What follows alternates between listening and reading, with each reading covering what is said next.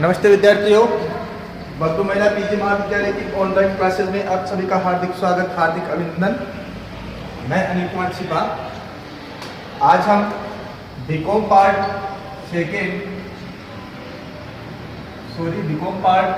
First इसमें book चला करती है व्यावसायिक संनियम।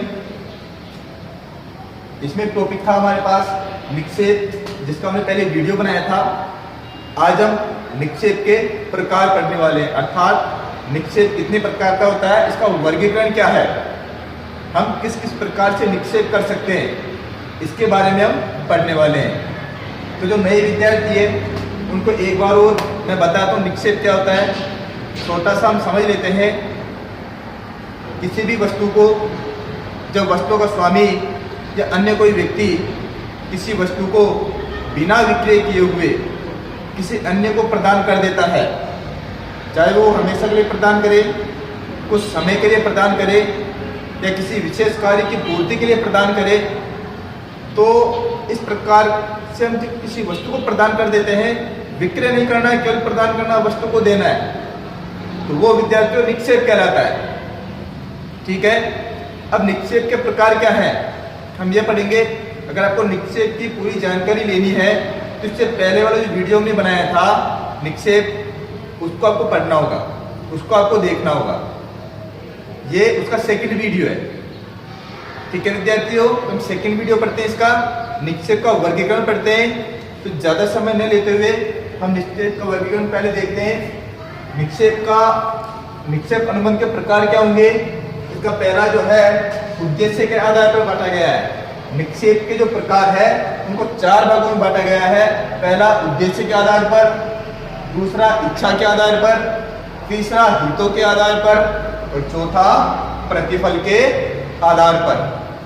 तो इन आधार में भी अन्य पॉइंट दिए गए हैं, अर्थात मेन टॉपिक जो है वो निक्षेप के प्रकार है, उसमें फिर विभिन्न आधारों पर बांटा गया है और उसके अंदर ही पॉइंट है, अर्थात पॉइंटों में पॉइंट है। ठीक है विद्यार्थियों, तो चलिए हम प्रारंभ करते हैं। हम पहला लेते हैं उद्देश्य के आधार पर निक्षेप कैसे होते हैं। तो उद्देश्य के आधार पर निक्षेप की हम बात करें तो पहला हमारे पास आता है विद्यार्थियों जमा निक्षेप। जमा निक्षेप का मतलब ये होता है कि हम अपनी वस्तु को कुछ समय के लिए किसी अन्य व्यक्ति को जमा करवा देते हैं ताकि वो उस वस्तु का ख्याल रख सके। फिर जब हमारा कार्य खत्म हो जाता है तो हम वापस वो वस्तु प्राप्त कर लेते हैं। इसके लिए वो प्रतिफल ले भी सकता है, नहीं ले सकता, वो उस पर डिपेंडेड है। लेकिन कुछ समय के लिए अपनी वस्तु को जमा करवा देना या कुछ दिनों के लिए अपनी वस्तु को जमा करवा देना। जैसे हम कहीं घूमने जा रहे हैं और हमारे पास गाड़ी है या बाइक है, यहाँ पर हेलमेट है या हमारे बैग है, तो हम वहाँ पर खड़े हुए व्यक्ति जो होते हैं, जो उत्तरदायी व्यक्ति होते हैं, उनको अपनी गाड़ी वगैरह सब जो है पार्किंग में खड़ी कर देते हैं, बैग को वहाँ पर जमा करवा देते हैं और जब हमारा पूरा कार्य कंप्लीट हो जाता है, पूरा भ्रमण कर लेते हैं, तो वापस आकर हम क्या ले सकते हैं, अपनी गाड़ी भी ले सकते हैं और अपना बैग भी वापस ले सकते हैं। तो इसके बदले में कुछ ना कुछ शुल्क जरूर लेगा। तो मैंने शुल्क वाली बात बताई है। कई बार निःशुल्क भी ऐसा होता है। जैसे आप किसी मंदिर में जाते हो, वहाँ पर आपको चप्पल जूते खोलने होते हैं, अपने बैग जमा करवाने होते हैं, तो वहाँ पर आपको निःशुल्क सुविधा भी दी जाती है। तो वो भी जमा करवाना है, वो भी निक्षेप है, परंतु एक में शुल्क देना हो रहा है और दूसरे में हमें शुल्क देना नहीं पड़ रहा, तो कहलाएगा वो निक्षेप। एक जमा का निक्षेप कहेंगे हम। ठीक है। दूसरी ओर चलते हैं विद्यार्थियों। हमारा दूसरा है निःशुल्क निक्षेप, अर्थात आप यहाँ पर प्रयोग की स्थिति में देखना है, ये प्रयोग हेतु है। जब आप अपनी किसी वस्तु को किसी अन्य व्यक्ति को प्रयोग के लिए देते हैं और उस प्रयोग के बदले आप किसी भी प्रकार की राशि उससे नहीं लेते हैं। याद रखना, प्रयोग के बदले वस्तु दे रहे हैं और किसी भी प्रकार की हम राशि उससे नहीं ले रहे हैं, तो इस प्रकार का निक्षेप जो होगा वो निक्षेप कहलाएगा विद्यार्थियों निःशुल्क निक्षेप। ठीक है। एक होता है विद्यार्थियों सशुल्क निक्षेप। यहाँ पर भी वही बात स्थिति आएगी कि प्रयोग के लिए हम किसी वस्तु को, किसी व्यक्ति को कोई वस्तु दे रहे हैं, वो उसका प्रयोग करता है, उपयोग करता है, उससे लाभ उठाता है और हमें कुछ राशि प्रतिफल के रूप में दे जाता है, तो ऐसा निक्षेप कहलाएगा सशुल्क, अर्थात हमने अपनी वस्तु को इसलिए उसको दी थी ताकि उससे लाभ उठा सके, उसका प्रयोग कर सके और हमें कुछ शुल्क या कुछ राशि हमें प्रदान कर सके। लेकिन ये स्थिति केवल प्रयोग की स्थिति में होगा। ये स्थिति कब लागू होगी? जब वो वस्तु का प्रयोग कर रहा है। ठीक है विद्यार्थियों, अगला देखते हैं गिरवी निक्षेप, अर्थात आपको पैसे की आवश्यकता है और आपके पास कोई वस्तु पड़ी है, वो वस्तु आप किसको दोगे? किसी अन्य व्यक्ति को आप दे देते हो, उससे पैसे ले लेते हो, तो अपनी वस्तु को गिरवी रखकर अपनी आवश्यकता अनुसार उससे उधार राशि ले लेना। तो यहाँ पर क्या देखने को मिल रहा है? क्या हमने अपनी वस्तु को बेच दी है? क्या नहीं बेची है ना, हम उसे केवल गिरवी रख रहे हैं, वो एक प्रकार की जमानत के रूप में उसको रख रहे हैं ताकि हम उससे कुछ राशि लेकर अपने कार्य की पूर्ति कर सकें। तो ना ही तो आपने वस्तु बेची है और ना ही वो सामने वाला व्यक्ति जो होगा जिसको आप वस्तु गिरवी रख रहे हो उस वस्तु का स्वामी भी नहीं होगा। बस उसने वो वस्तु किस लिए रखी है? एक जमानत के लिए रखी है ताकि उसकी जो राशि है उसकी सिक्योरिटी के रूप में वो उस वस्तु को रख लेता है। तो यहाँ पर भी वस्तु का आदान प्रदान हुआ है, अर्थात एक वस्तु दूसरे व्यक्ति के पास गई है, तो ऐसा निक्षेप कहलाएगा विद्यार्थियों गिरवी का निक्षेप। आगे चलते हैं परिवहन निक्षेप। परिवहन निक्षेप छोटा सा पॉइंट है कि हम किसी वस्तु को किसी एक स्थान से दूसरे स्थान पर पहुंचा रहे हैं, तो मालवाहक जो होता है, मालवाहक होता है गाड़ी वाला, हम गाड़ी वाले को वस्तु दे देते हैं, वो उस वस्तु को किसी अन्य व्यक्ति को जहाँ पहुंचाना होता है वहां पहुंचा देता है। इस प्रकार का निक्षेप होगा, वो निक्षेप कहलाएगा विद्यार्थियों परिवहन निक्षेप कहलाता है। ठीक है विद्यार्थियों, आगे चलते हैं हम मरम्मत निक्षेप। मरम्मत या रिपेयरिंग निक्षेप होता है कि आपकी कोई वस्तु खराब हो गई है और आप उसे ठीक करवाने के किसी व्यक्ति को देते हो। जैसे मोबाइल खराब हो गया, आपने मोबाइल रिपेयर वालों को मोबाइल दे दिया। आपकी गाड़ी खराब हो गई है, गाड़ी ठीक करने वालों को आपने गाड़ी दे दी। आपका टेलीविजन या इलेक्ट्रिकल कोई भी आइटम खराब हो गया है, वो इलेक्ट्रिकल आइटम जब खराब हो जाता है तो हमें किसी शॉप को जो उसे ठीक कर सकता है उसको दे दिया है। तो इस प्रकार का निक्षेप जो होगा वो कहलाएगा मरम्मत के लिए निक्षेप, अर्थात वो उस वस्तु को ठीक करेगा और वापस आपको दे देगा। अगर वो फैमिली मेंबर हुआ या कोई मित्र हुआ जो आपसे पैसे नहीं ले रहे हैं तो भी वो निक्षेप कहलाएगा। अगर फैमिली मेंबर नहीं है जो आपसे पैसे ले रहा है या नहीं ले रहा है तो भी वो निक्षेप कहलाएगा। तो स्थिति निक्षेप की रहेगी, वो पैसे लेगा नहीं लेगा ये डिपेंड नहीं करता, बस एक वस्तु किसी अन्य व्यक्ति के पास जानी चाहिए, विक्रय के अलावा किसी भी स्थिति में चली जानी चाहिए।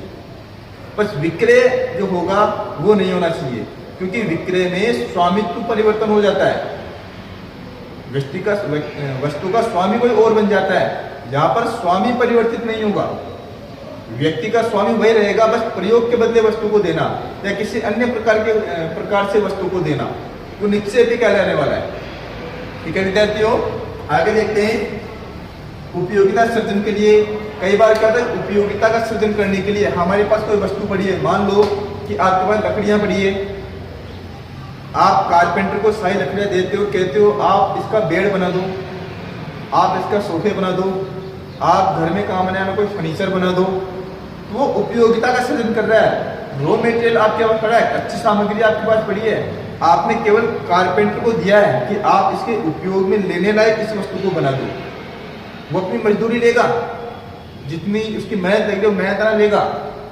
तो इस प्रकार का निक्षेप जो होता है, आप रॉ मटेरियल उसको दे रहे हो, तो ऐसा निक्षेप कहलाता है उपयोगिता सृजन हेतु निक्षेप।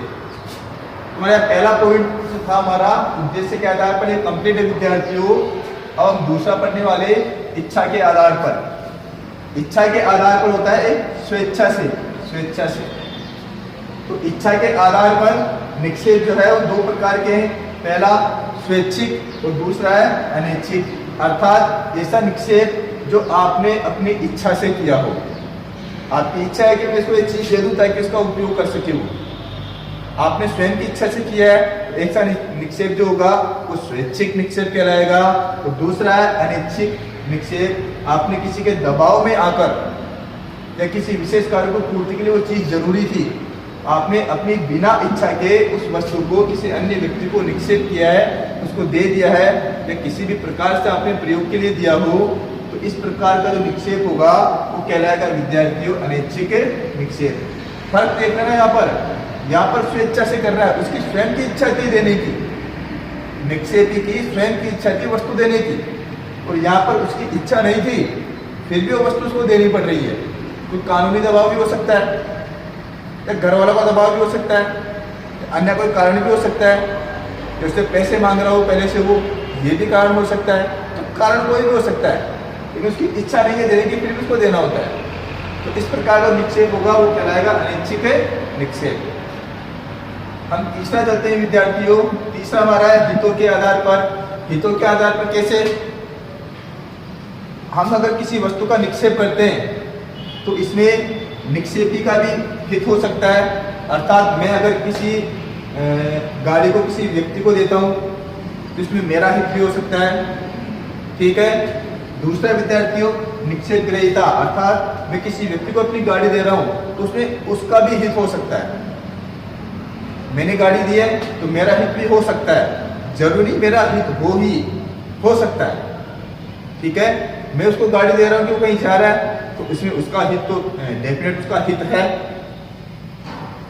और कई बार ये होता है कि हम दोनों का सामूहिक हित भी होता है, अर्थात कई बार हम अगर किसी वस्तु का निक्षेप करते हैं तो इसमें निक्षेपी अर्थात मेरा, निक्षेप ग्रहीता अर्थात वो व्यक्ति है जिसको हमने वो वस्तु दी है, हम दोनों का हित भी होता है। कैसे होता है देखेंगे एक बार। मेरे पास एक कार है, मैंने वो कार किराए भी दी है, तो मेरे पास क्या है किराया, इसमें क्या है मेरा हित है। वो व्यक्ति कहीं जा रहा है तो उसको साधन मिल गया जाने के लिए, उसका भी इसमें हित है। तो अर्थात कहेंगे हम कि हम दोनों का पारस्परिक हित विद्यमान है। अगर ये स्थिति मिल जाती है तो वो कहलाता है पारस्परिक हित वाला निक्षेप। तो इसमें तीन प्रकार है विद्यार्थियों। एक तो निक्षेपी अर्थात मेरा हित, उदाहरण के अकॉर्डिंग मेरा हित। एक निक्षेप ग्रहीता, दूसरा है निक्षेप ग्रहीता जिसको मैं वस्तु दे रहा हूं उसका हित, और तीसरा है सामूहिक या पारस्परिक हित अर्थात हम दोनों का हित का होना। ठीक है विद्यार्थियों, आगे चलते हैं हम चौथे पॉइंट की तरफ चलते हैं विद्यार्थियों। चौथा पॉइंट कह रहा है प्रतिफल के आधार पर।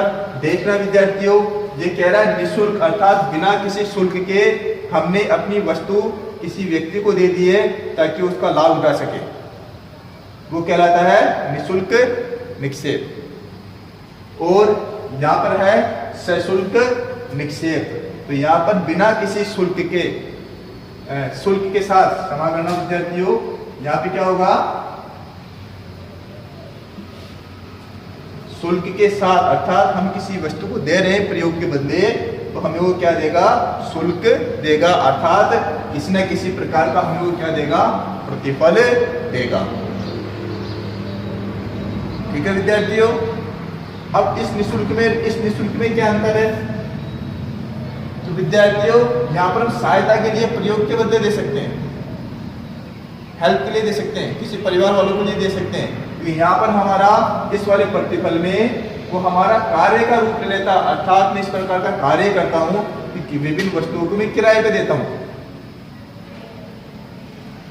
लेकिन किसी स्थिति ऐसी है कि सामने व्यक्ति किराया नहीं दे सकता है, तो ऐसी स्थिति में